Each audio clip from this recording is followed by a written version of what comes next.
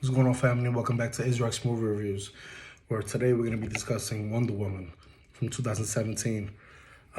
This movie, after watching Man of Steel, after watching BVS, I was actually intrigued on Gal Gadot's portrayal of this character, Wonder Woman, who's very iconic. And although I saw her in BVS for that short stint, I thought she was excellent in the movie. I didn't know what to think of her coming into her own film, or if she could even carry her own film. I was uh, I was uniquely. I was gonna come in here blinded. I didn't even see trailers to the movie. I remember watching this movie. I took my wife for her birthday. It was June. I believe this movie came out June 3rd, 2017, and I went in there blindly, and I said, you know what the hell, DC is trying to do their own thing, similar to Marvel. Let's give it a shot. Especially, I'm a huge DC fan. I prefer DC comics over Marvel comics, but I'm a big Marvel movie fan. So I said, you know what, let's go in this. And this became a very successful film thanks to the casting of Gal Gadot, who was believable and as a statuesque kind of Wonder Woman. A lot of people gave this movie before production even started a hard time because, oh, we needed an American woman to portray Wonder Woman, this and that. Gal Gadot's accent's a little too thick. Her English is not that well, but you know what? She knocked it out the fucking park. Kudos to her. You can't perform something like this like she did. And what I really liked about this movie as well, before getting into it, was it was definitely a positive light on females. My wife, my daughter especially, gave them a fresh take on a superhero of that caliber. And I appreciated that. I loved the way they portrayed her in the movie. With that being said, let's get straight into it. This was a rousing movie with full of action and amusement. It's complemented by exciting images, thrills, breathtaking scenes, including groundbreaking computer generator special effects. The CGI in this was top notch. The success of this can be attributed largely to Gal Gadot herself. Without her, the picture probably would have never gained the popularity that it did. There's something just about her where she just stands out. Dealing with the picture, I think would have, if you was to replace her and put her with someone else, who knows what would have happened. But I think she was the perfect casting. And in this movie, she plays Princess Diana, aka Wonder Woman, who lives in Paradise Isle, where women have extremely long lives, keeping their looks and all without men. Yeah, I know.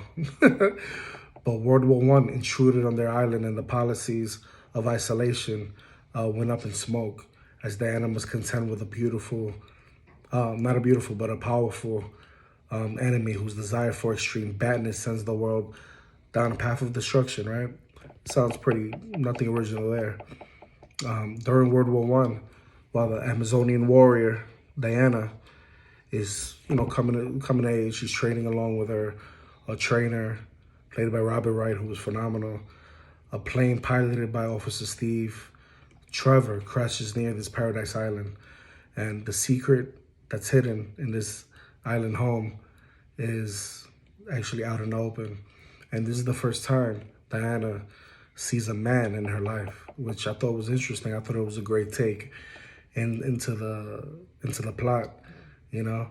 And they live in a place called Themyscira, which was created by the gods of Olympus, and they learned that there's a conflict outside of the world, and the Amazons decide to send their own people to help fight this crisis. And although forbidden to participate in the selection process, Diana escapes secretly from her mother, Hippolyta, played by Connie Wilson, beautiful in this movie. And she wins the right and the responsibility to eventually go. She leaves home to fight a war that's not hers. And that just tells a lot about the character. She was always about others, always putting people in front of her. And discovering her full powers and true destiny, taking Officer Steve, she joins him and subsequently teaming up with other heroes in this movie, played by a lot of pretty cool actors, man. I'm not gonna get into their names because we'll make this longer, but they were awesome. And I'm not gonna get too much in the plot. I already told you a lot, but a new era begins when she goes ahead and she puts her stamp as Wonder Woman in this war as she tries to help them save humankind from a war. You see a lot of cataclysmic events that push the world to brink, and you see the kind of decisive power that she brings with her. For the most part, this was a very, very epic, thrilling heroine movie packed with a lot of frantic action, fights, movie scenes, dazzling production design, and state-of-the-art special effects. They didn't miss a beat there. This spectacular comic book movie contains fantasy, noisy action, battles, romance, and it's pretty entertaining overall. This is a dynamic, fast-paced, fun movie. It was made to appeal to a wide range of audiences, and so the plot wasn't so complex. It was very simple. It lacked originality, but at the end of the day, it was good for what it was. But prominently featured superpowers of Wonder Woman, which we got to see in full effect in this movie. In BVS, they gave you a snippet, a preview, but in this movie, they go full out. And boy, is she powerful. And what's funny is she was meant to transform from Gal Gadot to Princess Diana to Wonder Woman. And there's nothing more fun to watch for a boy to see her running here and there. And let me tell you, she's amazing in this movie. And it also helps that I usually have a relatively good storyline to go with it, which the storyline was cool, including an interesting script and story from Alan Heinberg. And Zack Snyder also helped on us. Jason Fuchs, based on the characters created by William Moulton Marston. The motion picture was completely directed by Patty Jenkins, also a female director, which I thought was a great touch to the movie. You could tell that the movie, being a all-female cast, especially in the beginning, and the way they layered out Themyscira, I thought it was beautiful. The cinematography in this was amazing. The direction Patty Jenkins took the story, and she basically paced the story out really well. And for that, we get a beautiful film.